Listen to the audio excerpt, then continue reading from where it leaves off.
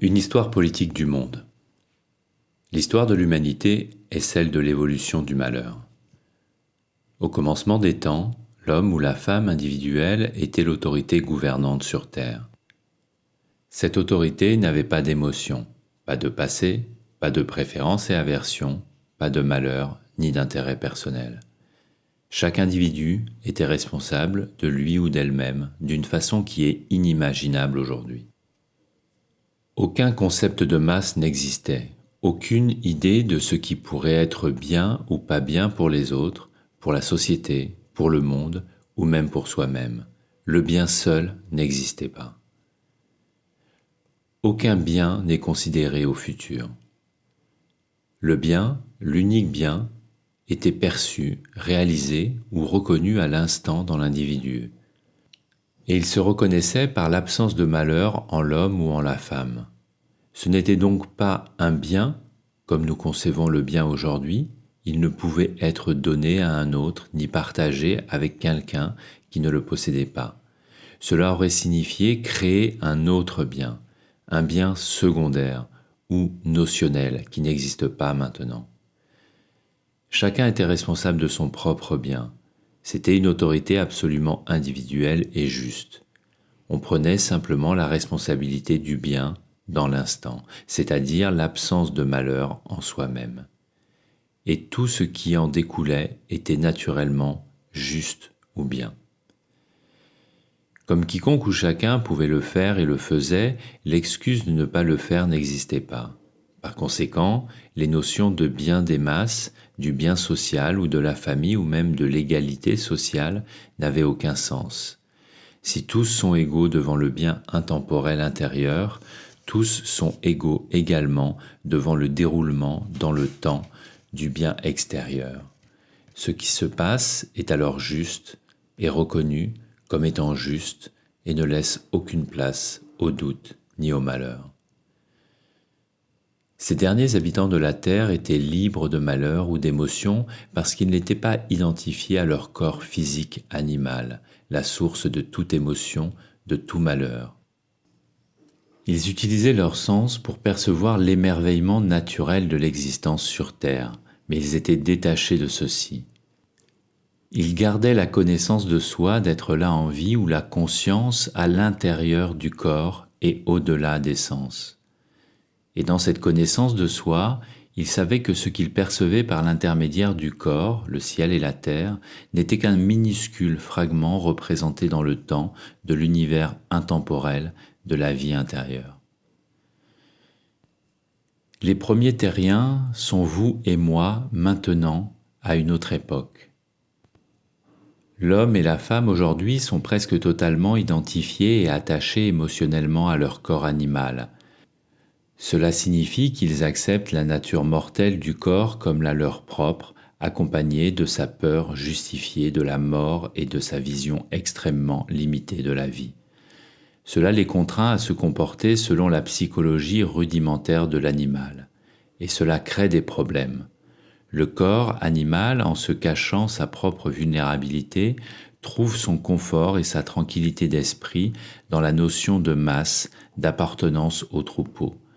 C'est naturel pour les instincts animaux du corps, mais pas pour l'homme ou la femme individuelle, la conscience au-delà du corps animal.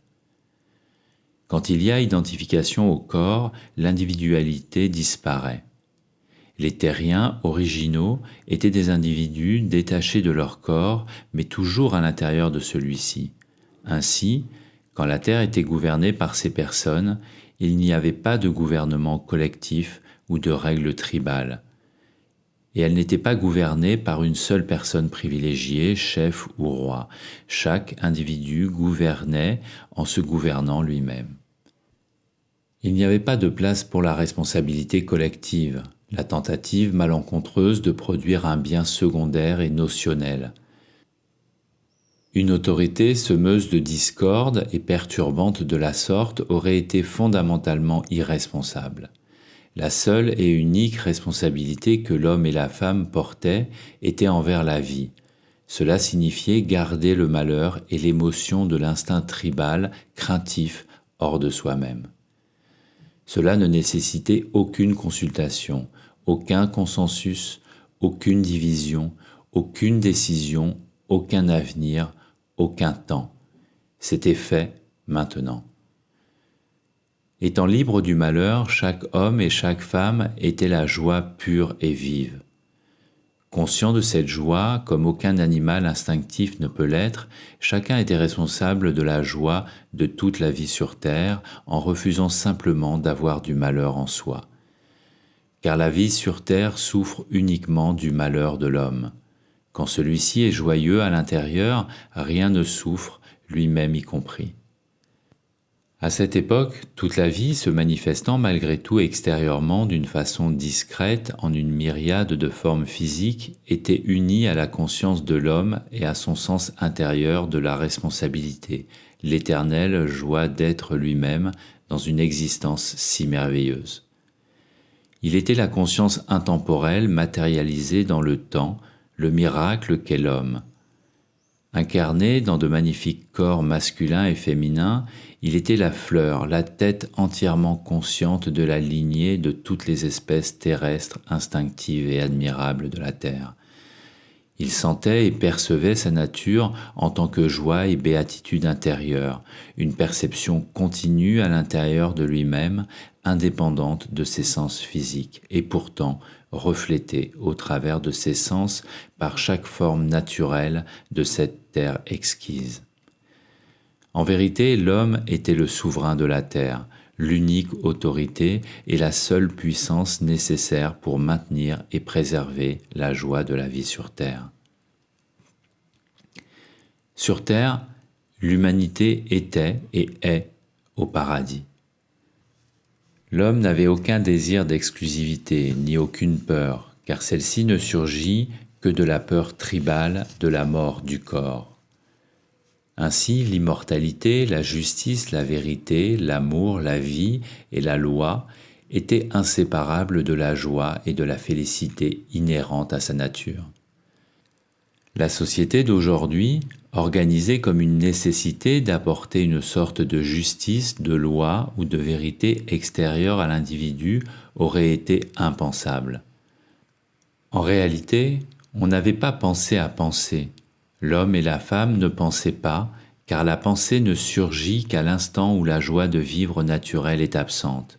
Penser au passé ou au futur ne provient que du malheur. Dehors comme dedans, comme chaque individu était libre du conflit et des problèmes à l'intérieur de lui-même, alors la vie au dehors sur terre était libre de conflits et de problèmes.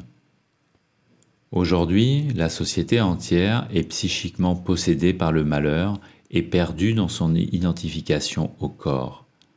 Ainsi, chacun a un problème ou est un problème. Et le monde entier est un problème, une masse de problèmes. Le problème derrière tout cela, c'est le choix. La vie de chacun est consacrée à essayer de choisir d'attirer ce qui plaît et de tenir à distance ce qui ne plaît pas. Les hommes ne réalisent pas ce qui se passe.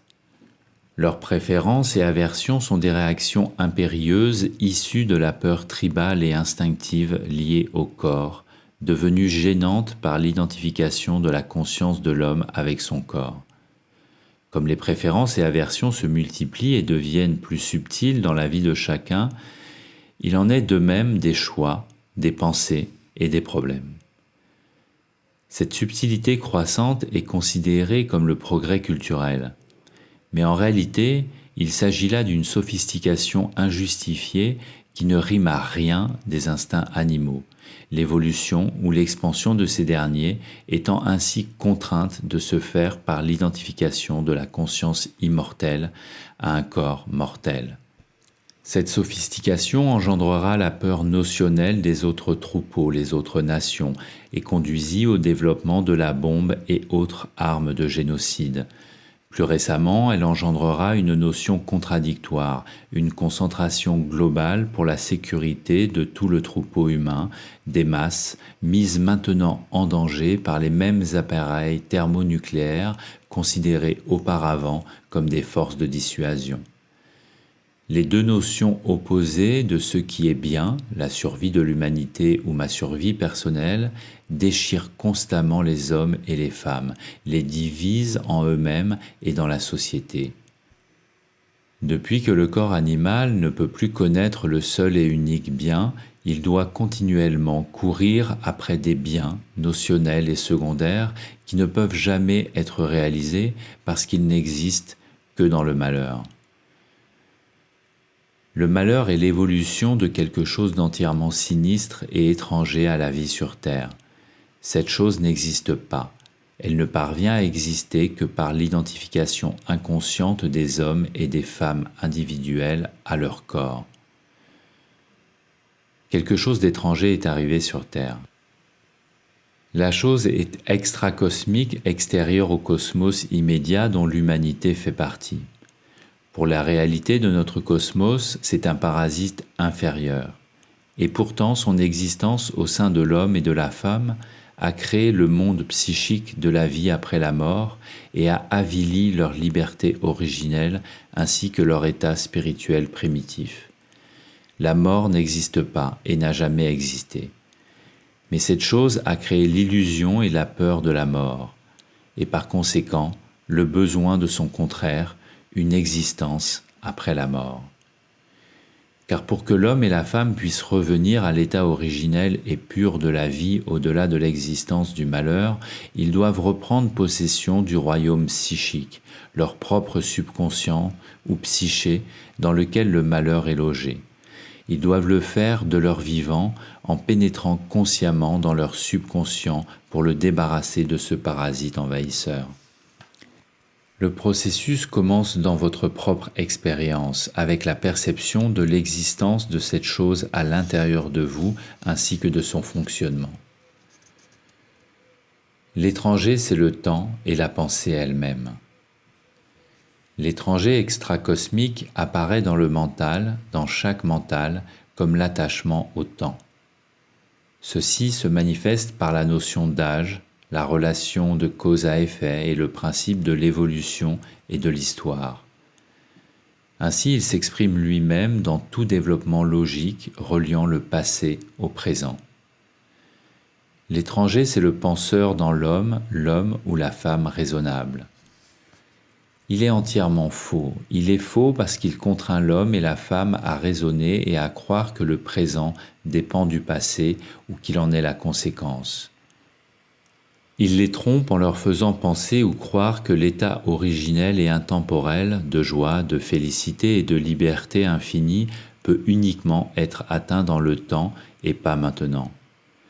Emprisonnés dans cette ignorance passée, ils courent après l'impossible, luttent contre le malheur pour en être libérés et dépendent du temps pour être libérés de celui-ci.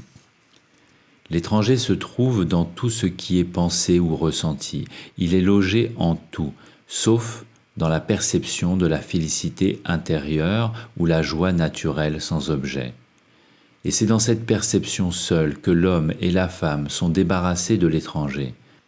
Cette perception est toujours maintenant, intemporelle. Avant que l'étranger ne parvienne à l'existence, le temps et l'intervalle n'existaient pas. Tout était et est maintenant.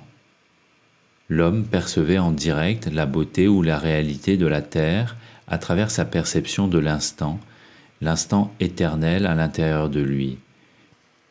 Il n'y avait donc aucune gêne, aucun intérêt personnel, aucun subconscient ignorant et malheureux pour suggérer la notion de temps, de réflexion, de passé ou de continuité dans l'existence, aucun monde psychique entre l'humanité et la terre magnifique.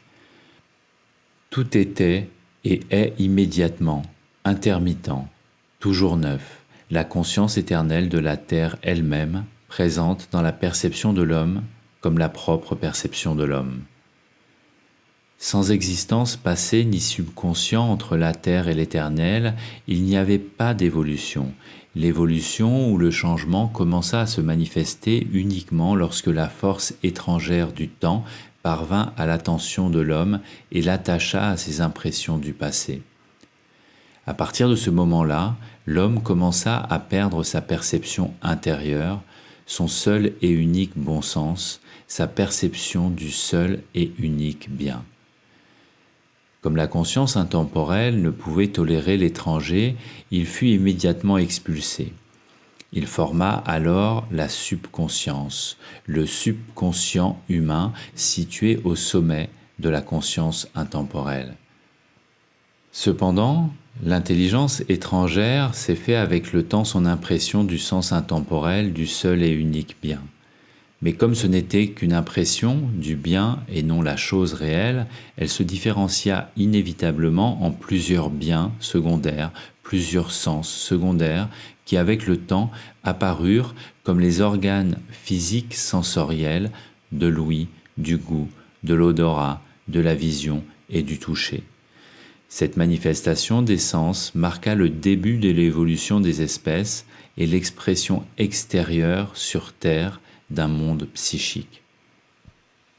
Ainsi, il y a 3 royaumes d'existence les uns sur les autres, la conscience éternelle, la subconscience et la conscience physique.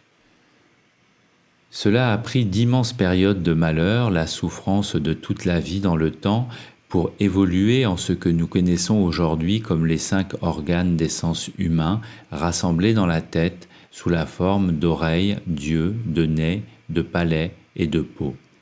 Ils émergent comme des pédoncules hors du cerveau humain, lui-même un produit du temps, de la peine du passé et du même trauma évolutif qui engendra toutes les créatures terrestres, mortelles ou perceptibles par les sens. La Terre, comme nous la connaissons aujourd'hui, sous sa forme et sa configuration familière, s'est également extériorisée dans le temps.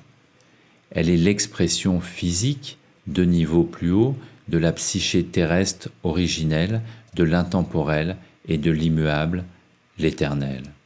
Une fois exprimée à travers les sens humains, l'image terrestre et la psyché humaine entrèrent dans le temps, échangèrent et l'évolution commença. Immédiatement, la Terre manifestée, représentant la psyché humaine joyeuse antérieure, reproduit l'effet agonisant de l'invasion du malheur avec une violence catalysmique. L'évidence évolutive de ces convulsions primordiales et de ces perturbations successives sont aujourd'hui préservées à la surface de la Terre sous la formation de rochers à l'aspect dramatique. L'histoire géologique représente la pétrification du malheur fondamental dans la psyché humaine et l'existence qui en est issue. L'évolution du malheur continue d'être démontrée à l'intérieur de la Terre. À quelques kilomètres seulement sous la croûte solide, un océan brûlant de rochers fondus, identique au malheur infini qui bouillonne dans la psyché humaine, entre en ébullition de façon intermittente à la surface avec une force destructrice incontrôlable.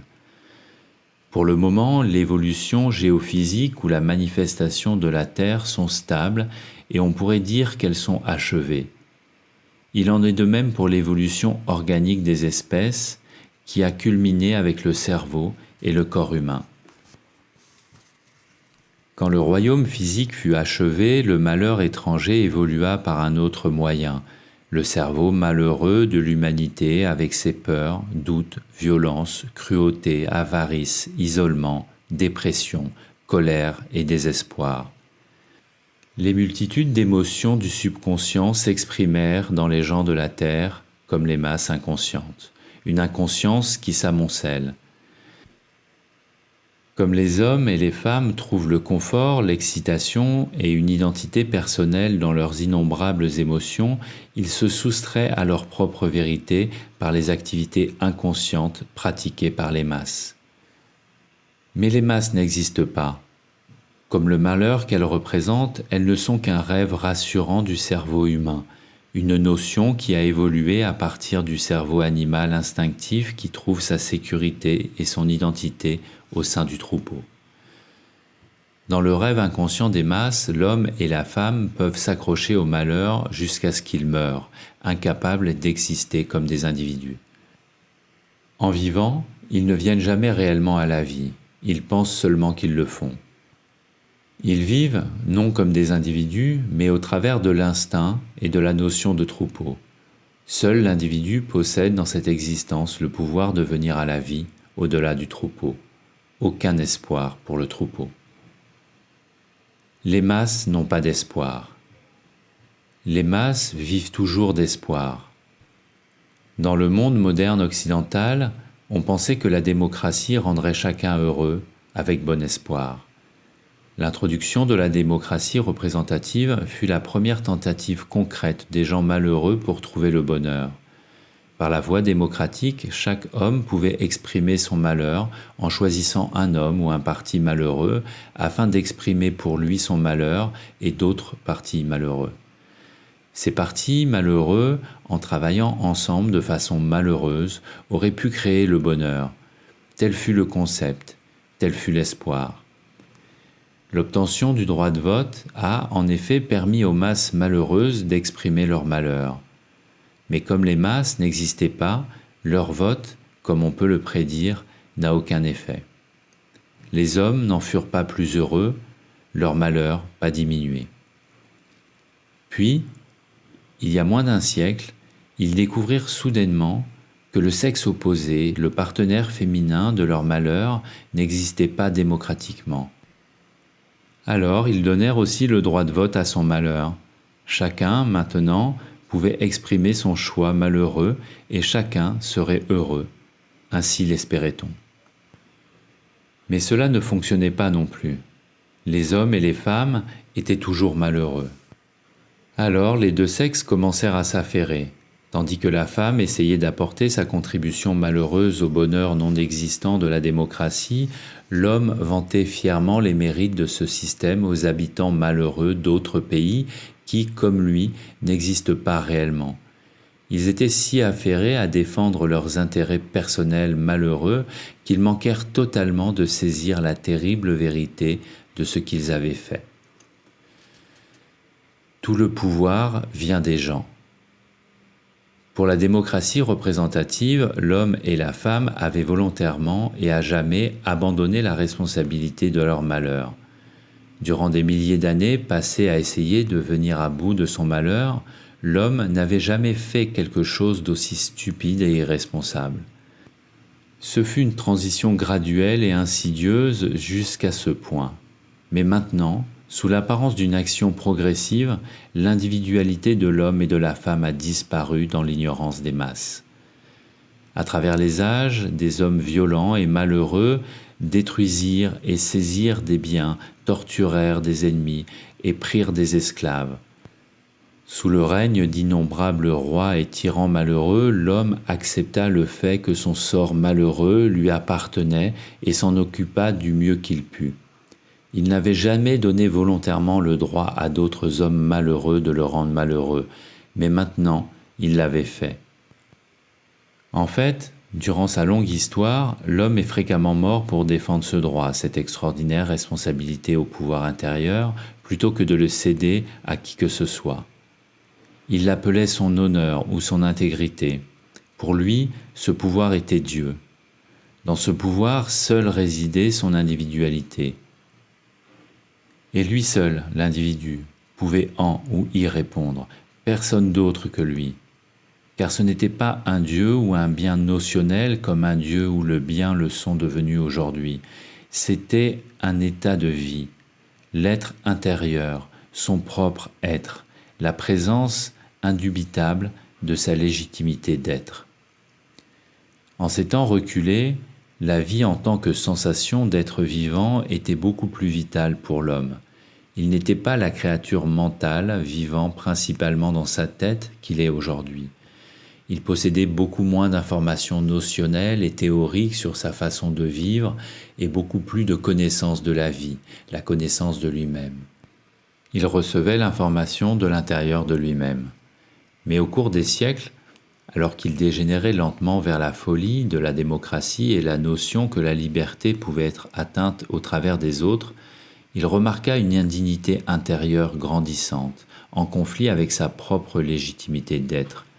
C'était comme s'il était en même temps deux réalités opposées et vivantes.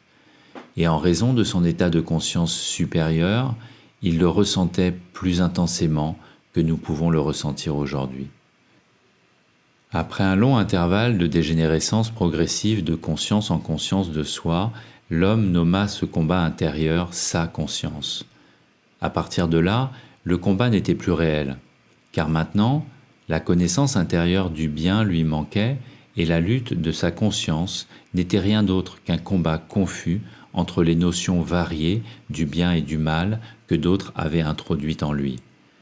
Le combat spirituel profond dans son être vital s'était détérioré en un combat émotionnel à la surface mentale de lui-même. Alors que le combat était encore vital, l'homme faisait l'expérience en continu de la force envahissante du malheur, le mortel en lui-même, tel un lutteur qui lutterait à corps avec sa puissance intérieure, l'immortel ou l'éternel en lui-même. L'homme était les deux combattants en même temps, à la fois la force et la puissance, et pendant que la bataille faisait rage, il ne savait pas qu'il gagnerait. Mais il était toujours conscient que c'était un combat entre la vie et la mort. Parfois c'était extrêmement douloureux, comme s'il était en train d'être tué. Et pourtant, de cette mort, lorsque le pouvoir l'emportait temporairement sur la force, émergeait une perception spirituelle d'une indicible douceur ou beauté de vie, une réalité à l'intérieur de lui, son intégrité. L'homme s'est mis à vivre avec la mort à l'intérieur de lui. La mort était constamment présente. Elle n'était pas en cessation d'activité, mais une activité extraordinairement énergique. Et lorsqu'il la regardait en face, seul, comme il doit l'affronter à l'intérieur, il remportait le combat. La mort apportait la vie. Dans cette mort intérieure et de cette façon de mourir venait le salut. En vivant avec la présence intérieure de la mort, l'homme fut capable de connaître la réalité vivante de la vie à l'intérieur de lui, l'honneur, l'intégrité, la puissance vivante, Dieu vivant, le bien vivant. Car ce n'est qu'en regardant la mort en face que l'honneur et l'intégrité sont réalisés, rendus réels en soi-même. L'homme et la femme d'aujourd'hui n'ont que peu d'occasions et encore moins de propension à mourir pour leur propre intégrité ou en leur honneur, l'unique bien, l'unique Dieu à l'intérieur. Aujourd'hui, ils meurent pour la démocratie, le Dieu extérieur, ou pour quelques notions similaires de bien ou de Dieu en dehors d'eux-mêmes. L'introduction de la démocratie marqua la fin du combat intérieur de l'homme pour la vie. Les hommes et les femmes choisirent de ne plus vivre avec la mort à l'intérieur d'eux-mêmes. C'était trop douloureux et trop incommode. La mort avait gagné. Et l'homme abandonna le fantôme. Il capitula sans condition devant le bien et le Dieu extérieur, l'existence notionnelle des masses. Le fantôme, la fausse impression de lui-même, sortit de son corps et s'attacha à un nouveau corps, le corps politique, la notion d'appartenir à une masse constituée de tout le monde. Maintenant, son pouvoir et son intégrité ne pouvaient s'exprimer que par la force et l'émotion. Il devait se battre pour ce qu'il pensait être juste. À chaque fois qu'il le ferait, il serait incompris, ce qui le rendrait encore plus malheureux, lui ainsi que tous les autres. Depuis que l'homme avait renoncé à la réalité de lui-même en faveur du rêve de salut des masses, l'inconscient des masses prit alors la relève avec ses notions et ses émotions populaires. Ce qui était populaire était ce qui comptait, pas ce qui était juste. L'individualité était supplantée. La chance pour un individu de découvrir la vérité et d'avoir le pouvoir de se débarrasser de son malheur fut énormément réduite. Une telle individualité n'était pas populaire. L'individu à l'intérieur était mort. Dieu était mort. La maladie de la mort se propagea à l'extérieur. La vie sur terre était en train de mourir. Plus elle mourait, plus la maladie, les masses, vivaient et multipliaient. Et plus les masses vivaient et multipliaient, plus elles tuaient la vie sur terre. Tout le pouvoir vient des gens, de même que tout le malheur vient du pouvoir des gens qui ont capitulé devant la force. Les politiciens malheureux élus démocratiquement étaient maintenant responsables du malheur de l'homme et de la femme, et ils faisaient du bon travail. Ils rendaient les hommes et les femmes très malheureux. Et cette fois-ci, contrairement à d'autres époques de l'évolution du malheur, ceux-ci étaient rendus malheureux à jamais. Même les rois et les tyrans les plus méchants n'avaient pas réussi à le faire. Les anciens despotes pouvaient être tués ou quand ils mouraient, leur inhumanité disparaissait avec eux. Le roi est mort, vive le roi, car il se pourrait que le nouveau roi soit compatissant et juste. La démocratie a aboli l'individualité. Ainsi, maintenant, pas un seul individu n'était responsable de sa vie, et certainement encore moins de l'injustice et de la cruauté implicite et endémique de la société démocratique. C'est la raison pour laquelle ces inhumanités allaient continuer indéfiniment. Le meurtre ou la mort d'une de ces autorités, ou même de plusieurs autorités, ne changerait plus rien. Une autre, ou d'autres personnes, tout aussi irresponsables, interviendraient simplement et remplirait le vide. La démocratie et ses injustices, ses cruautés et ses politiciens ne faisaient que poursuivre encore et encore. Comme les sociétés démocratiques devenaient progressivement malheureuses, des anonymes chargés de défendre et d'imposer la loi furent nécessaires en nombre croissant, forces de l'ordre, pour protéger la société démocratique d'elle-même. Irresponsables de la même façon, ces hommes décidés étaient là pour défendre la loi démocratique, qui, légalement contestable, était donc injuste. Tout ceci évoque la question que personne, dans une société démocratique ou dotée d'un mental sain, n'ose poser. Quelqu'un doit être responsable, mais qui? Les gens? Tout le pouvoir vient des gens. Assurément, ce sont donc les gens qui doivent être responsables? Non, ils ne le sont plus. Les gens ont cédé leurs responsabilités aux politiciens. Ce sont donc les politiciens qui doivent être responsables. Impossible. Les politiciens ne sont pas responsables, chacun le sait. Les politiciens ne prennent pas la responsabilité de la pauvreté, de la cupidité, de la malhonnêteté, de la cruauté, de l'exploitation, de la malhonnêteté et de l'inégalité que le système démocratique préserve et entretient. Peut-être que des initiatives politiques ou un seul politicien suffisamment fort pour éliminer les iniquités pourraient rendre les gens heureux. Mais alors, les politiciens perdraient leur travail. Ils ne sont donc pas responsables, sauf de rendre les gens plus malheureux. Alors ce sont les gens qui doivent être responsables. Non, cela ne peut être ainsi, parce qu'il n'y a plus de gens responsables. Où sont-ils? Cela n'est pas permis. Alors personne n'est responsable? C'est vrai. C'est la démocratie, et c'est son attrait populaire irrésistible. La liberté sans la responsabilité est la notion populaire surgissant de l'instinct du troupeau humain. Les gens pensaient qu'ils seraient plus heureux sous une autorité démocratique. Telle fut la notion populaire. L'habitude croissante du confort et des commodités matérielles aux dépens de la pauvreté d'un autre aidait à tenir le mental à l'écart de la peine personnelle causée par le malheur, laquelle peine ne restait d'ailleurs pas longtemps absente. Mais les bénéfices communs et les richesses communes n'étaient plus partagés de façon aussi équitable qu'ils l'avaient toujours été auparavant.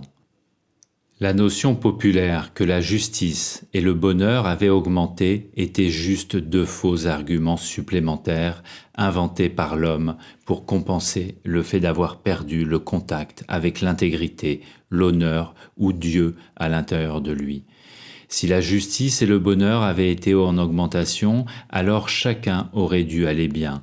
En réalité, les malheureux riches, ce qui me plaît, sont devenus plus riches et les malheureux pauvres, ce qui me déplaît, plus pauvres. Les malheureux, situés entre les deux, se multipliaient merveilleusement. Ces masses, dirigées par des politiciens malheureux au sein d'assemblées malheureuses, maintenaient vigoureusement leur position en défendant simultanément les riches et les pauvres, tout en ne faisant absolument rien pour se débarrasser de l'un ou de l'autre groupe. Avec la superstructure démocratique en train de se répandre sur tout le globe, le statu quo du malheur sur cette terre était maintenant établi pour la fin des temps. En présence de toutes ces distractions se développant à l'extérieur, l'homme remarqua moins la peine causée par le malheur logé à l'intérieur de lui. Et pourtant, comme la perception de cette peine diminuait de façon étrange, la sensation d'être en vie aussi. L'être humain devenait beaucoup plus affirmé dans ses opinions, la richesse d'informations logées dans sa mémoire était énorme, et il savait ce qui était juste et faux pour le monde. Il savait aussi qu'il était vivant, c'était indéniable, pourtant il ne pouvait plus le sentir. Ce qui serait, si vous y regardez de plus près, ce qu'un ordinateur ou un robot astucieux pourrait dire. Pour encourager la faible sensation de vie à l'intérieur de lui, il avait besoin de plus d'excitation artificielle, et la démocratie n'allait pas le décevoir. Tout lui était fourni. Il y avait plus d'alcool, plus de nourriture fantaisiste, plus de divertissement, de télévision, de radio, de musique, plus d'actualités, d'informations, de voitures, d'affaires, de vacances. Et plus de stimulation sexuelle au travers des extravagances figurant dans les films, les magazines et les journaux spécialisés, ainsi que dans les sex-shops. Mais l'homme restait malheureux. Le malheur le poussait à toujours plus s'évader matériellement pour essayer d'oublier qu'il était malheureux. Puis, s'ajoutant à son fardeau, il comprit progressivement l'horrible vérité. Plus jamais il ne pourrait faire quoi que ce soit en tant qu'individu pour empêcher les politiciens ou le système démocratique de le rendre malheureux. Qu'importe combien il essayait de protester et de démontrer publiquement son malheur, il n'y avait personne parmi les autorités pour l'écouter, et personne qui ferait quoi que ce soit pour y remédier de façon durable. Parce que la personne n'était plus suffisamment responsable. Les choses n'étaient accomplies qu'en fonction des préférences et aversions et intérêts personnels des politiciens ou de l'autorité gouvernante. Le seul droit de protester, en dehors de la notion d'espoir qu'il apportait, était le droit d'aller voter tous les temps d'année. Mais ensuite, son vote ne faisait que donner à une autre personne malheureuse le droit de protester en son propre nom, peut-être. Parfois, dans un malheur extrême, il prit la loi en main. Il essaya d'obtenir un résultat particulier. Agissant en tant qu'individu, il essaya de corriger l'injustice et l'inégalité du système. Lorsqu'un homme est suffisamment responsable en tant qu'individu pour risquer sa liberté ou sa vie en prenant la loi en main, c'est toujours une tentative pour corriger ou mettre en évidence ce qui ne va pas fondamentalement dans la société. Dans un effort pour éliminer le gouffre séparant les riches des pauvres, entre les privilégiés et les non-privilégiés, il volait, trompait et donc abusait la confiance de ceux qui le suivaient. Puis, comme il fallait s'y attendre, et avec toute la force propre à la démocratie, les statuts aveugles de la loi démocratique s'effondrèrent sur lui comme une tonne de briques. Il fut battu, humilié, torturé, puni et enfermé. Le message était clair, jamais n'interférer dans le processus inefficace de la démocratie. Ils furent conçus pour perpétuer le malheur dans le système et non pour l'éliminer. Éliminer le malheur détruirait le système. Derrière toutes les lois démocratiques minutieusement documentées existe une autre loi, hautement secrète, qui n'est pas écrite. Elle est rarement découverte, sauf par celui qui, en recherche d'individualité, brise cette loi. La sanction pour cette violation représente l'atrocité et l'imposture ultime de la démocratie. La voici. Un homme ou une femme qui par des actions responsables accorde sa vie ou sa liberté à ce qui est juste et vrai et enfreint les lois démocratiques, ne doit en aucun cas révéler l'injustice ou la cruauté du système qui l'a poussé à transgresser les lois. Car dès que ces révélations deviennent trop convaincantes ou inquiétantes pour ceux qui l'interrogent, il est déclaré fou, en secret si nécessaire, écarté sans jugement, drogué à la soumission par des médecins anonymes et malheureux, agissant de connivence avec la loi anonyme et malheureuse, et personne n'est responsable. Bien entendu, personne n'est responsable de cette loi qui n'est écrite nulle part, car si jamais les conséquences de celle-ci sont accidentellement rendues publiques, l'autorité démocratique, la plus haute, peut alors déclarer d'un ton assuré que cette loi n'existe pas.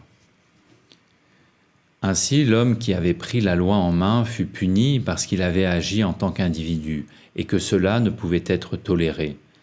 La loi était là pour le protéger de lui-même. Il devait se rappeler qu'il pouvait perdre la vie s'il faisait des actions responsables et que, de toute façon, une action responsable n'importerait que plus de malheur et plus d'irresponsabilité. Il devrait le comprendre, maintenant qu'il a goûté au fait d'agir de façon responsable et a été puni pour cela.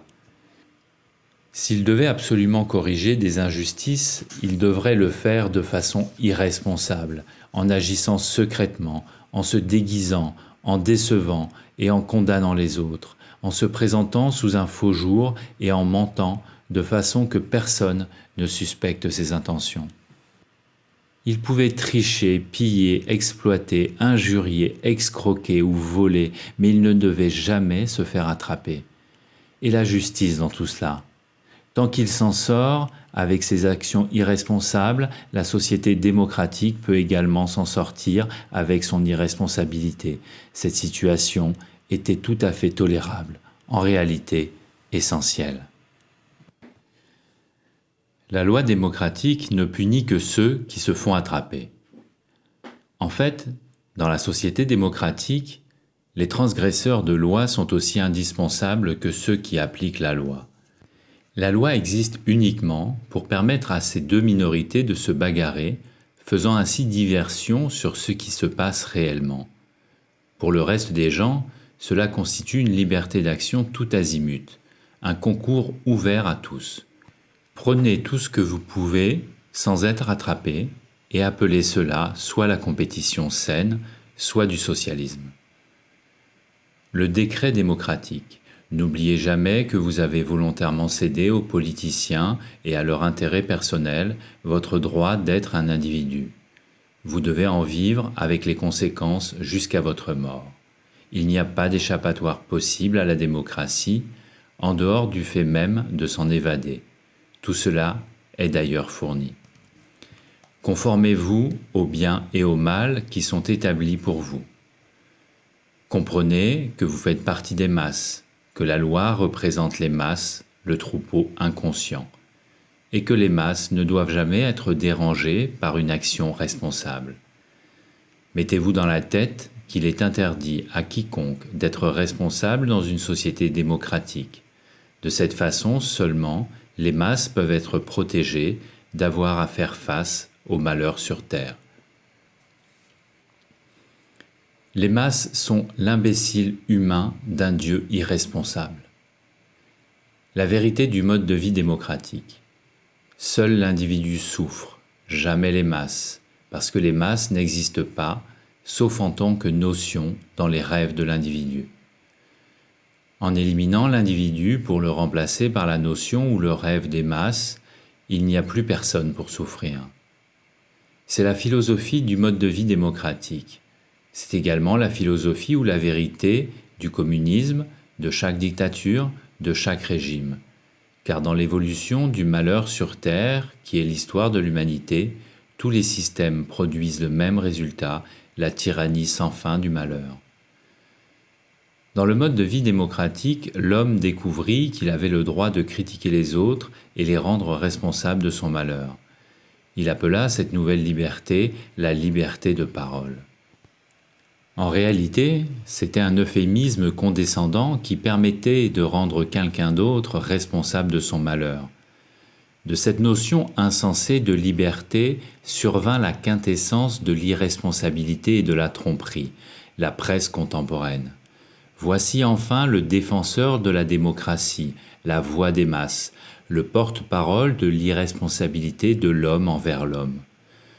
Au nom des masses, et pour quelques centimes par jour seulement, les journaux blâmaient sans discrimination chaque chose et chacun sous le soleil, à l'exception d'eux-mêmes, pour le malheur de l'humanité, sans jamais en relever ou marquer une pause pour en percevoir la cause. Cette omission, naturellement, rendait chacun encore plus malheureux, y compris les malheureux journalistes eux-mêmes. Car les journaux, comme le reste des médias, sont créés par des personnes. Matin, midi et soir, avec parfois un extra exceptionnel, les journalistes reprennent leur malheur en chœur, plus bruyamment chaque jour et de façon plus sensationnelle, présentant dans les dernières nouvelles le malheur comme une chose importante et significative, ce qui n'est évidemment pas le cas. Personne ne croyait ce que racontaient les journaux ou n'était d'accord avec eux pour longtemps, parce que ce n'était jamais la vérité. Ce qui était présenté changeait aussi souvent que la date était habituellement fiable. Le porte-parole quotidien beuglait le malheur du monde, fournissait aux masses un divertissement peu coûteux, sans qu'aucun individu ne prît la responsabilité du manque de vérité monstrueux qui s'y trouvait. On pensait également qu'une sorte de protestation s'y faisait. Peut-être que quelque chose était en train d'être fait, il se passait quelque chose, peut-être. Mais rien n'était fait, et rien ne se passait qui valût vraiment la peine d'être rapporté. Et tout continuait ainsi. Et pourtant, sur Terre, les conditions représentant le malheur de l'humanité continuaient d'empirer. Parfois les politiciens, creusés du malheur et poussés par les lamentations intarissables des journaux, envoyaient de jeunes et courageux hommes à la guerre pour se faire mutiler ou tuer, tandis que leurs femmes, tout aussi courageuses et malheureuses, étaient laissées en arrière pour les encourager et pleurer. Les politiciens continuaient de pavoiser, tandis que, pour servir leurs intérêts personnels, les journalistes, à coups de reportages ou de gros titres plus ou moins bidons, faisaient de ceux qui leur plaisaient des héros, alors qu'avec l'irresponsabilité détachée d'un peloton d'exécution, ils assassinaient quiconque leur déplaisait.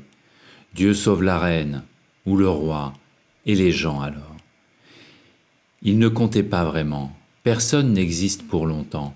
Voilà pourquoi les gens malheureux qui avaient survécu à la guerre ou qui avaient été laissés en arrière oubliaient rapidement ceux qui étaient partis et qui étaient morts.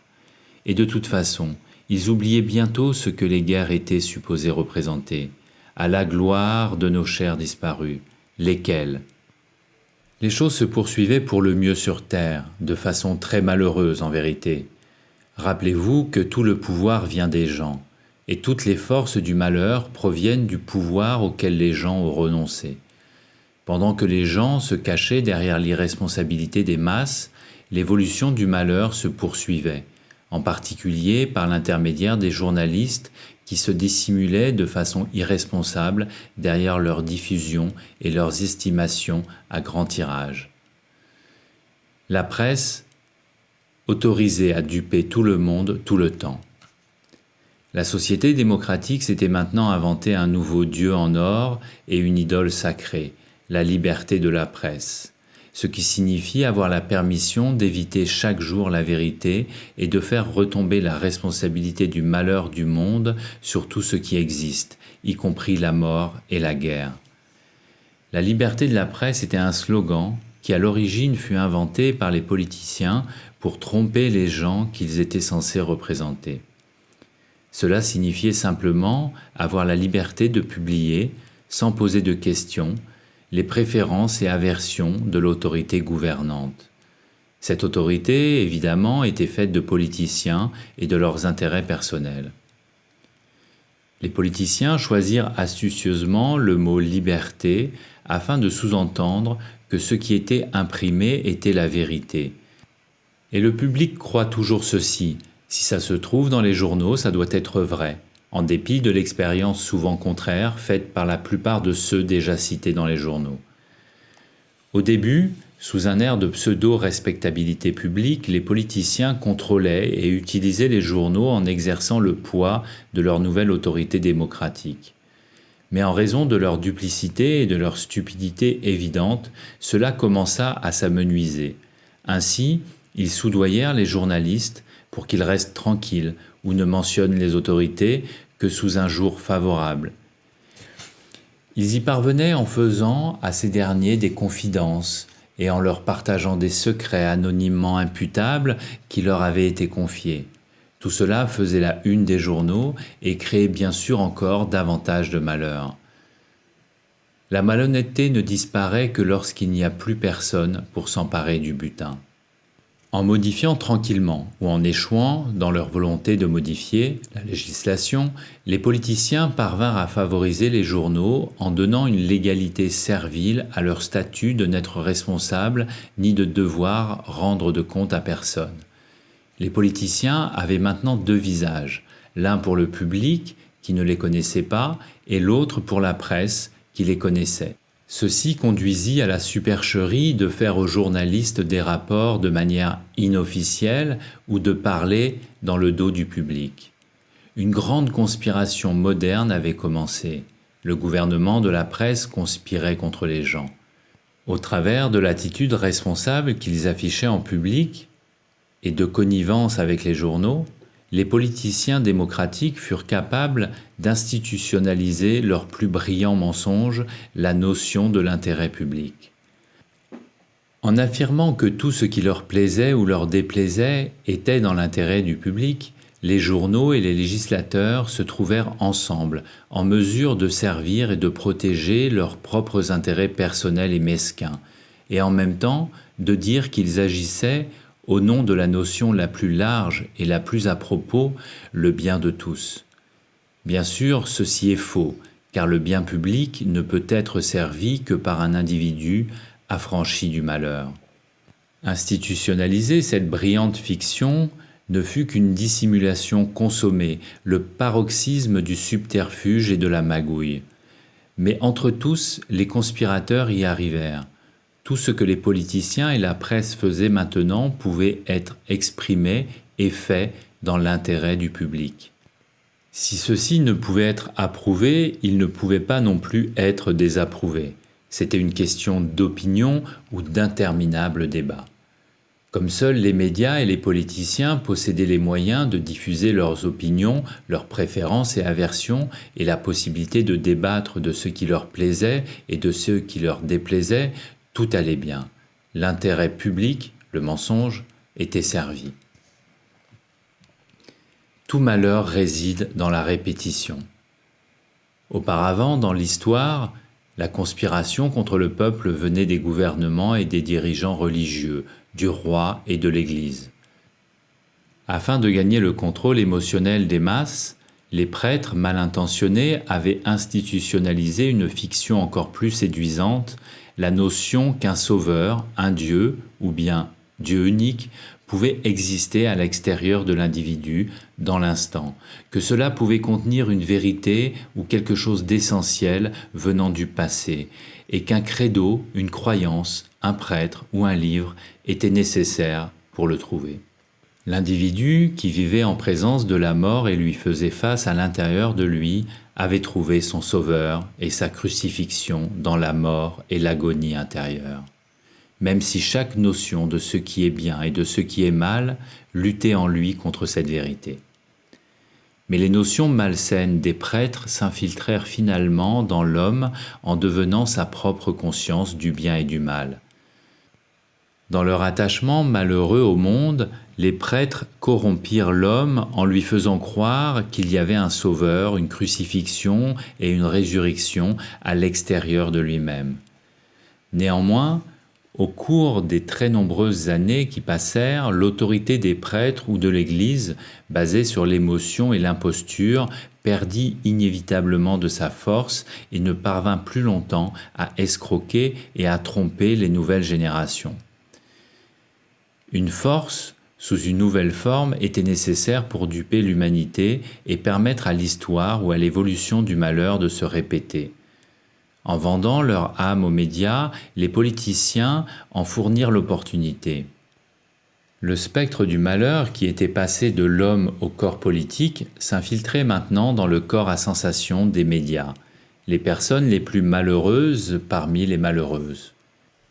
Et comme ceux qui, auparavant, avaient abandonné leur individualité pour la notion de démocratie, les politiciens également n'allaient pas immédiatement réaliser ce qu'ils avaient fait, ce que leur malhonnêteté et leur chicanerie avaient déclenché dans le monde.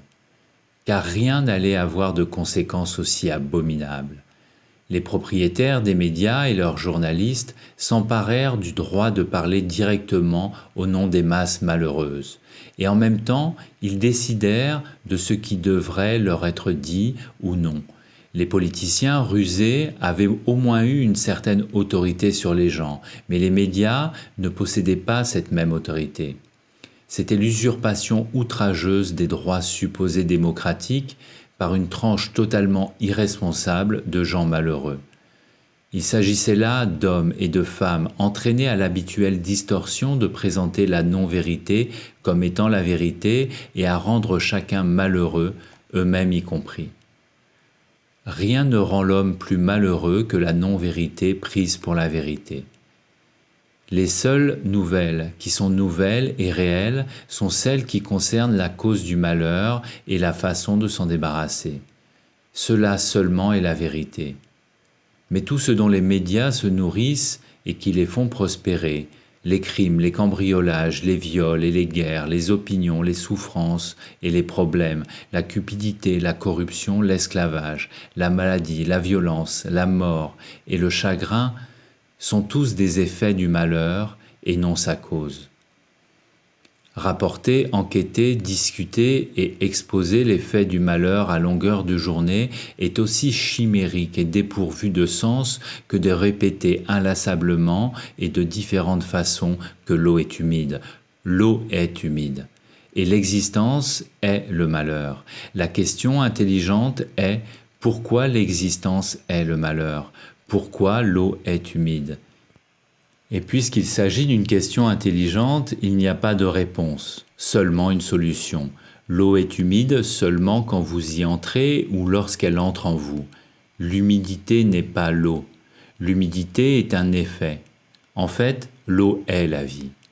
L'existence ne devient le malheur que lorsque vous vous y perdez, quand vous servez ou quand vous croyez à son effet malheureux, ou quand vous permettez à son effet, le malheur, d'entrer en vous. En réalité, l'existence est félicité. Ainsi, lorsque c'est l'occupation à plein temps d'une personne de présenter à tort les effets comme la cause, le malheur engendré chez les personnes en question est énorme. Chez les jeunes journalistes ou reporters de télévision, l'excitation d'un tel pouvoir dénué de responsabilité se manifeste par un enthousiasme frénétique et un dévouement aveugle à la propagation de la non-vérité comme étant la vérité. La position qu'occupe cette personne illustre l'utopie du troupeau, et elle n'est pas offerte à beaucoup. Mais lorsque cette personne atteint la maturité, son malheur se cristallise en une lassitude chronique du monde, un scepticisme stérile engendré par le fait d'avoir vu tous les effets et jamais la cause. L'alcool, se remplaçant spirituel, fournit frénétiquement le seul soulagement qui soit, et pour beaucoup, la seule échappatoire. Les masses médias, en accumulant toujours plus de pouvoir sans responsabilité, ont rapidement pris la relève en tant que nouveaux souverains du monde. À l'origine, l'individu était le souverain, puis ce fut les rois et les despotes, puis les politiciens démocratiques. À présent, le souverain du monde, c'étaient les journaux, la télévision, la radio et les magazines, une nouvelle autorité beaucoup plus émotionnelle, irresponsable et incontrôlable. Les intérêts personnels des journaux, de la télévision, des magazines et des stations de radio étaient souverains. Les gens ne savaient presque rien concernant le monde, à part ce qu'une petite minorité de personnes appartenant aux médias choisissaient de leur raconter. L'opinion publique, était devenue l'opinion d'un petit nombre de gens malheureux qui faisaient des reportages et s'occupaient des actualités, et d'un nombre encore plus restreint de gens malheureux qui possédaient les médias ou avaient le contrôle sur les moyens servant à propager ces actualités.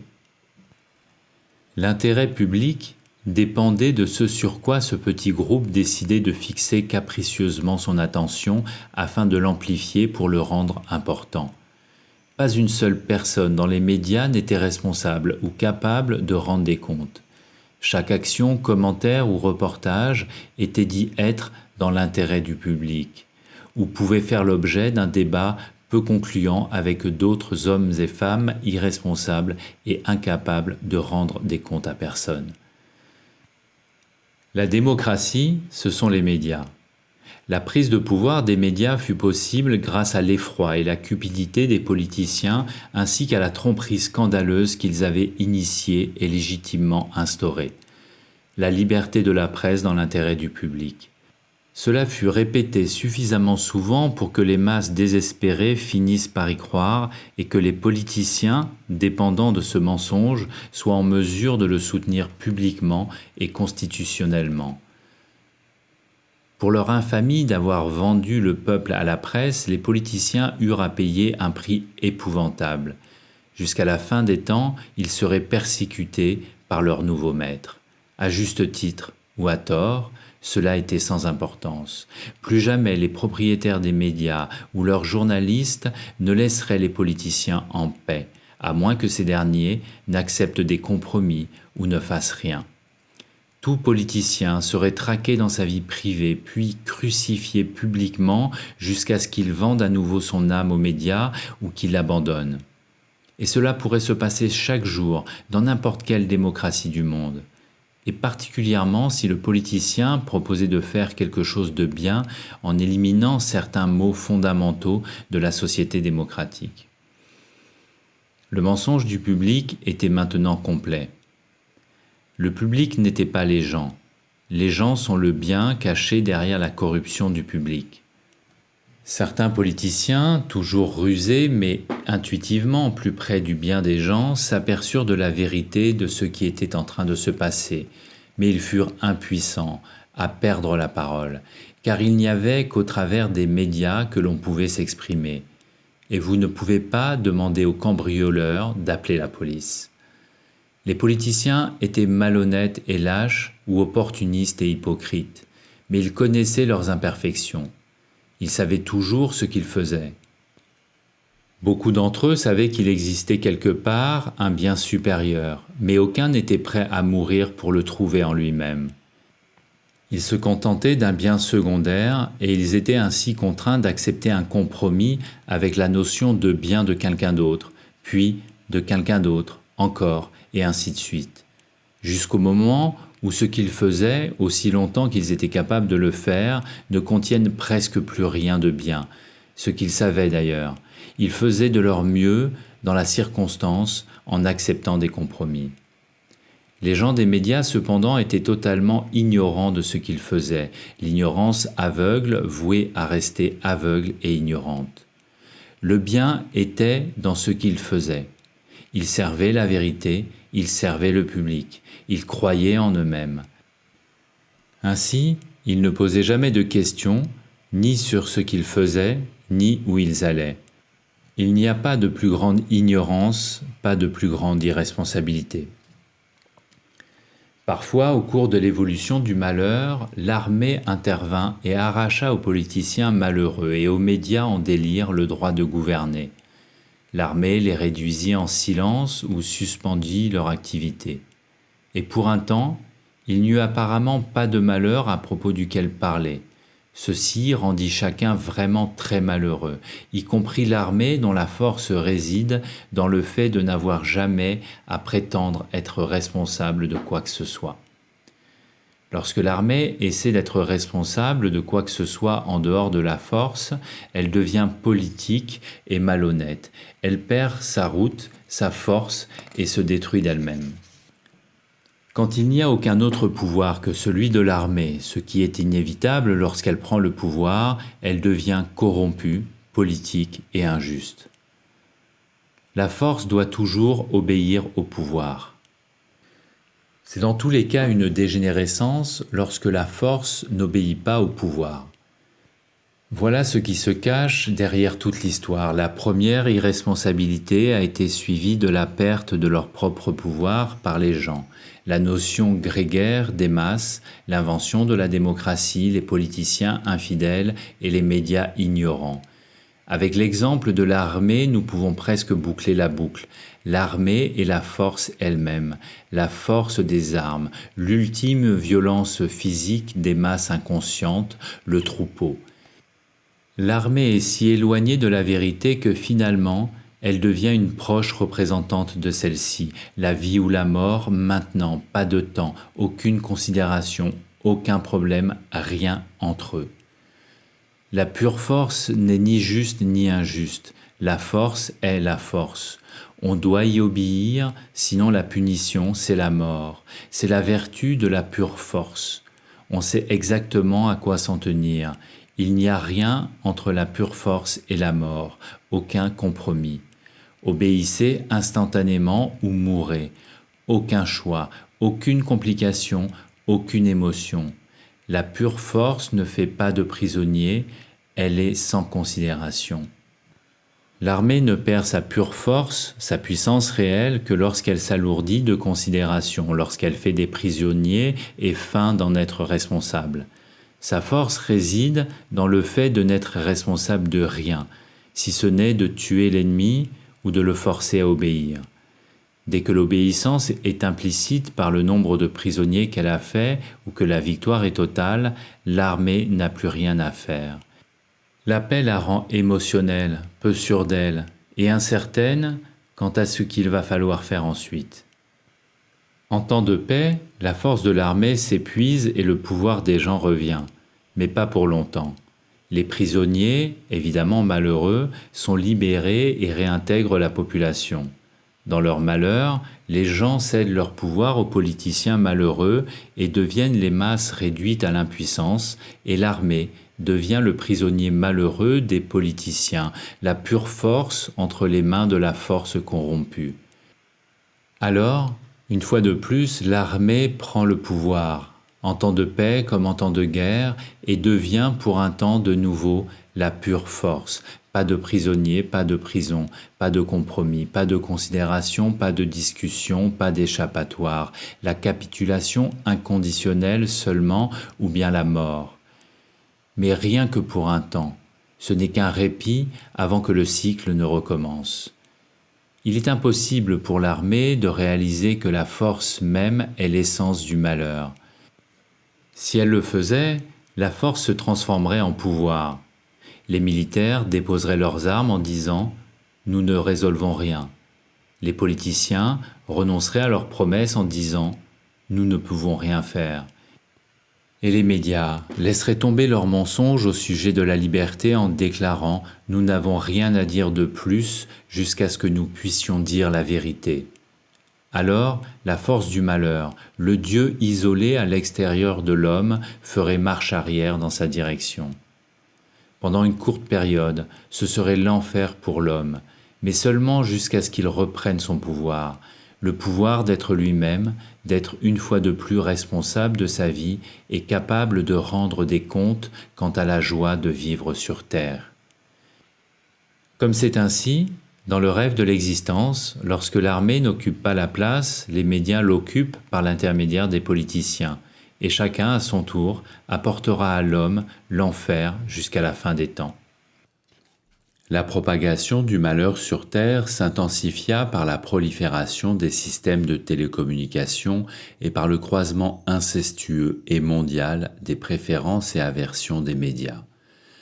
La Terre pleine de beauté, de même que ses habitants, sur chaque continent, devinrent les objets de détresse et d'infortune vus sous l'angle du profit. Le flair pour les actualités ne respirait que l'ignorance de la vie. Le reportage occasionnel d'un événement heureux serait certainement suivi de catastrophes, calamités et cadavres, et la mort vue comme une tragédie, car la vérité sur la mort était inavouable. Ainsi, les nouvelles du monde ne firent qu'empirer davantage et davantage. Avec la capacité de diffuser des informations en un instant tout autour du monde, les journalistes étaient tombés sur une mine d'or de problèmes et de malheurs. Jamais auparavant, et c'est aujourd'hui le cas, pendant que vous lisez ces lignes, il n'y eut une telle diversité de malheurs à rapporter. De manière significative, où que les reporters des médias se rendent, les conditions et les malheurs s'aggravaient.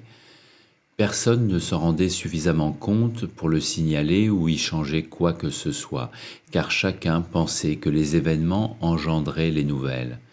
Mais ce sont les nouvelles qui créent les événements. Les événements particuliers ne faisaient que peu de temps la une des journaux, car les infatigables reporters trouvaient toujours quelque chose de plus déprimant, de plus sensationnel, de plus choquant, de tellement mauvaises nouvelles, de tels mensonges, que cela en devenait toujours plus stimulant et excitant. Des témoins oculaires instantanés, des spécialistes instantanés, de la gravité instantanée, du rire instantané, de l'émotion instantanée, de la charité instantanée. Tout était instantané, sauf la vérité cachée derrière tout cela. Il suffit de regarder le journal télévisé ce soir. Un signe que quelque chose allait cosmiquement de travers sur la planète se révéla dans la prolifération des systèmes de satellites spatiaux en orbite autour de la Terre. 24 heures sur 24, ils fournissaient des communications globales instantanées. Ils auraient dû transmettre les bonnes nouvelles de la vie infinie partout dans le cosmos, la connaissance que tout est bien sur Terre et arrive à temps. Allons donc. Mais les systèmes de satellites, qui symbolisent l'exploit technologique le plus brillant de l'homme, ne transmettaient que des informations, des mauvaises nouvelles et des divertissements. De l'information sans la connaissance d'aucune valeur. Le divertissement, le plaisir ou ce qui me plaît, les mauvaises nouvelles, ce qui me déplaît, ou si ce n'est pas assez proche de chez moi, la peine. À l'image de l'interaction continuelle des préférences et aversions, les polarités du malheur s'intensifiaient de plus en plus. Les exploits techniques les plus brillants de l'homme se répandaient à une vitesse ahurissante. Plus personne ne pouvait les apprécier et encore moins les cataloguer. En dépit des meilleures intentions, ils étaient tous des produits du malheur, et ainsi ils causaient toujours plus de mécontentement. Le pire, comme le meilleur en électronique, restait encore à venir. Mais le temps n'était plus une protection ou une barrière. Chaque jour pouvait être le jour de l'ultime invention. Et ainsi, le cycle des inepties se poursuivait sans faiblir. Un processus continu, inaperçu et ignoré. Les politiciens perpétuaient leurs compromis et les masses restaient inconscientes. En aucun cas, l'inconscience des masses ne devait être dérangée, car déranger est la chose la plus dangereuse dans le monde. Les politiciens, rusés mais intuitivement sages, trouvaient toujours une meilleure solution que de déranger les masses, à moins que les émotions de ces dernières ne puissent être dirigées loin d'eux, en direction d'un ennemi lointain, comme lors des guerres mondiales. Personne ne pouvait prévoir où tout cela allait conduire, et surtout pas les gens des médias. Ils n'avaient pas le moindre soupçon de ce qui se passait réellement. Tout en trompant les masses, ils se trompaient eux-mêmes, jusqu'au bout. Absolument sûrs d'eux-mêmes quant à l'importance de leur scoop superficiel, ils étaient trop irresponsables pour comprendre leur rôle et les terribles conséquences à venir dans le futur. Leur sensation d'avoir le contrôle était semblable à celle d'un enfant qui prendrait les commandes d'un gros avion et que le capitaine, l'équipage et ses parents observeraient et applaudiraient. Mais tout comme l'enfant, il ne pouvait comprendre la signification générale et la responsabilité d'un tel pouvoir et d'une telle position, l'intelligence de percevoir ce qui est en train d'être fait et où cela va conduire. La voie était libre pour le nouveau Dieu du monde, la force aveugle du malheur qui pouvait faire ce qu'il voulait. Si vous envisagez sérieusement de vous affranchir du malheur, vous serez capable de discerner si cette histoire est la vérité ou non. Elle a été écrite en 1985 et au moment où vous lisez, les choses se sont encore aggravées. Une grande partie de ce qui est écrit ici vous a été déjà révélé dans votre expérience. Mais continuez d'observer les événements au fur et à mesure qu'ils se développent. Guettez les signes de ce qui est à venir. Certains sont extrêmement subtils, d'autres ridiculement évidents. Une personne qui fait partie des masses inconscientes n'apercevra rien d'inhabituel jusqu'à ce que commence la panique finale. Même ensuite, les causes ne seront pas perçues et les coupables ne sauront jamais ce qu'ils ont fait, car personne ne sera responsable. À une échelle encore jamais vue ni imaginable auparavant, toutes les nations du monde seront accablées de conflits sociaux, de fractures économiques, d'instabilité politique, d'assassinats détruisant la morale et les meurtres en public, d'actions terroristes, d'un échec massif de la loi et de l'ordre démocratique, d'émeutes et d'atteintes aux biens matériels et à la sécurité, pareil qu'en temps de guerre, de violences policières ouvertes, de représailles et d'interventions militaires sauvages contre les masses démocratiques. Cela étant, les écrans de télévision dans chaque foyer diffuseront de plus en plus de brutalités policières, militaires et parlementaires sans précédent contre les populations civiles.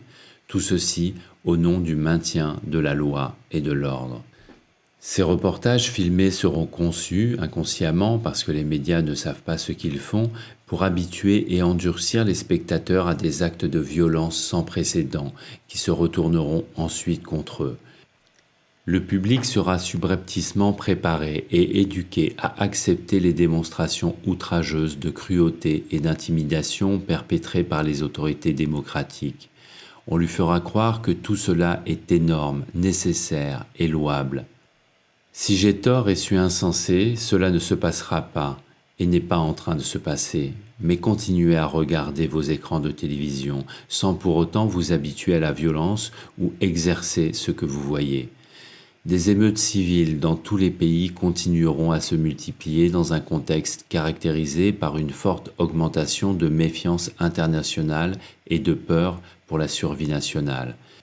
D'une part, des signes encourageants de coopération se manifesteront, d'autre part, des regroupements menaçants se prépareront. Les politiciens de toutes les nations entreront en pourparlers et annonceront des accords afin de redonner l'espoir aux gens. Mais la pourriture restera, entretenue par la naïveté des médias. Les mauvaises nouvelles transmises par les médias se multiplieront dans la même proportion que les divertissements qu'ils diffusent. L'un équilibrera l'autre, de façon qu'il sera impossible de reconnaître la signification de l'un ou de l'autre ou de ce qui se passe réellement. Les téléspectateurs, se multipliant à travers le monde aussi vite que les mauvaises nouvelles, se régaleront d'un festin presque interminable de misère et d'absurdité humaine, du grand spectacle, au premier rang d'une première à l'opéra. À la fois les comptes rendus d'actualité et les divertissements perdront de leur précision pendant que simultanément leurs effets s'intensifieront. Et cela provoquera une hausse de température émotionnelle chez les masses. Pour comprendre ce que je dis, vous allez devoir l'observer dans les événements futurs et dans le développement du progrès technologique. Les actualités continueront d'être de plus en plus prenantes et excitantes, des nouvelles très mauvaises pour certains, mais très excitantes pour d'autres. Le divertissement sera offert au travers d'émissions variées en provenance de divers relais tout autour du monde, émissions qui apparaîtront ainsi comme des événements différents se déroulant dans différents endroits autour du globe. Mais finalement, ces événements séparés les uns des autres se rassembleront et seront vus comme une seule entité significative. Le divertissement, ce qui me plaît, et les mauvaises nouvelles, ce qui me déplaît, vont s'amalgamer. L'excitation obtenue par les mauvaises nouvelles deviendra le divertissement principal. Personne ne voudra plus voir ou écouter autre chose. Le plaisir se transformera alors en peine et la peine en plaisir. Juste avant la fin, les préférences et aversions commenceront à perdre leur signification, leur valeur. L'excitation effrénée ne sera pas loin. Panique. Il n'y aura personne pour s'apercevoir de la vérité simple de ce qui est en train de se passer et de la façon dont cela est fait. même si beaucoup sentiront l'approche de quelque chose sans précédent dans l'histoire humaine. La vérité simple est que quelque chose existe uniquement pour vous donner ce que vous voulez, la vérité ou la non-vérité, quelle que soit celle que vous recherchez. Si vous recherchez la non-vérité ou si vous appréciez la non-vérité comme mode de vie, vous la trouverez. Plus vous la recherchez en étant vigoureux et déterminé, plus vous la trouverez rapidement, et vous deviendrez ainsi beaucoup plus malheureux. C'est précisément ce qui arrive au monde, et seule l'approche de la fin des temps, la fin des âges, permet à l'individu de le voir. Alors seulement celui-ci pourra se libérer du temps, du malheur de la race. À une telle époque, le temps gagne en intensité. Sa propre destruction se reflète dans l'intemporalité ou dans l'absence de malheur. Comme le monde n'existe que pour fournir ce qui est désiré, le non-vérité ou la vérité, les gens des médias, comme les politiciens avant eux, doivent recevoir ce qu'ils cherchent. Ensemble, avec leurs lecteurs, leurs auditeurs et leurs spectateurs, ils ne se lassent jamais de l'excitation par le malheur qu'ils recherchent si avidement et qu'ils trouvent d'ailleurs en grande quantité, à la fois dans le monde et dans leur vie personnelle. Au cas où ils en auraient assez, ils commenceraient à rechercher la vérité. Les bonnes nouvelles seraient alors reflétées dans leur propre vie, dans les journaux, à la radio et à la télévision. Alors eux et le monde deviendraient plus heureux. Mais bien entendu, ils n'en ont jamais assez. Et ils sont de plus en plus malheureux et les nouvelles empirent. Ou, comme les nouvelles empirent, ils deviennent de plus en plus malheureux. Continuez d'observer les médias et voyez vous-même comment le monde est conduit à la crise finale. Et voilà comment les choses se passèrent jusqu'à la fin des temps, quand les personnes impliquées dans les médias diffusèrent l'histoire la plus sensationnelle de tous les temps, la fin de l'évolution du malheur sur Terre, la fin du monde elle-même. Rien ne pouvait les arrêter, parce qu'ils avaient le doigt sur le bouton des émotions du monde. Rien ne pouvait empêcher les conséquences de leur ignorance, l'avenir leur appartenait. Au comble du malheur, et dans leur recherche frénétique de cet état, jour et nuit, les médias incontrôlables et totalement irresponsables réussirent finalement à déranger les masses, l'inconscient des masses. De leurs mensonges, de leurs déformations, de leurs reportages à moitié vrais et leurs spéculations, les médias enflammèrent les masses d'une frénésie émotionnelle causée par la peur et l'excitation. Et cette excitation massive conduisit les médias dans une incroyable hystérie. Chacun pensait que les nouvelles étaient le récit des événements. Maintenant, les reportages eux-mêmes devenaient des nouvelles. Et les événements réels commencèrent même à avoir du retard sur les derniers reportages les concernant. L'insanité des médias engloutit les policiers.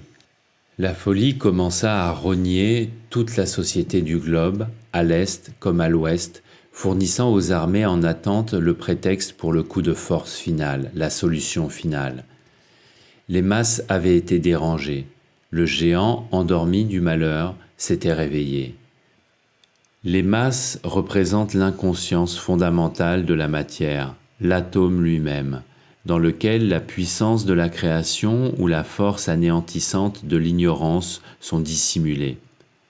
Une fois que cette stabilité inerte et fondamentale est percée, rompue, une force catastrophique s'en dégage. Tout le pouvoir se trouve dans les gens et dans l'atome, et toute la force vient du pouvoir auquel les gens et l'atome ont renoncé. Dans la société globale des médias, il n'existe aucune distance entre chez soi et l'ennemi. L'humanité était son propre ennemi. Il n'y a nulle part où aller. Où que vous fussiez, c'est le champ de bataille. Gavée de peur et d'attente, la frénésie émotionnelle des masses devint génératrice d'elle-même et commença une réaction de fission. L'émotion déclenchée par les tout derniers reportages des médias créa l'événement explosif final. La communication des missiles nucléaires, en tant que nouvelles les plus récentes, fut instantanée. Ce furent les dernières nouvelles. Le relâchement final de la force de désintégration s'accompagna de désastres naturels sans précédent. La Terre, représentant la psyché humaine torturée, répéta les convulsions primordiales qui suivirent l'invasion originelle du malheur, la conception du malheur par la psyché au commencement des temps. Maintenant, à la fin des temps, les perturbations terrestres représentèrent l'agonie mortelle du malheur. Et tout le malheur, accompagné des masses, disparut de la surface de la Terre. Comme les masses et la face changeante de la Terre n'existent pas en vérité, la fin de tout n'eut pas d'importance. L'histoire entière de l'évolution du monde ne fut que le rêve d'un rêveur perdu dans une notion de bien extérieur à lui-même. Seul le rêve fut brisé. Le rêveur ne fut pas touché, et libéré du temps, affranchi de la notion de malheur, le rêveur, l'individu, se réveilla pour percevoir la réalité de la vie intemporelle sur cette planète bénie, la terre à l'intérieur de lui, qui, par la grâce de Dieu Tout-Puissant, est toujours pareille à ce qu'elle était au moment où il sombra dans l'inconscience, au moment où il laissa le bien et la vérité pour se construire au monde malheureux et une existence propre. Dieu merci, ce n'était qu'un cauchemar. Il n'allait pas sombrer à nouveau, pour un temps.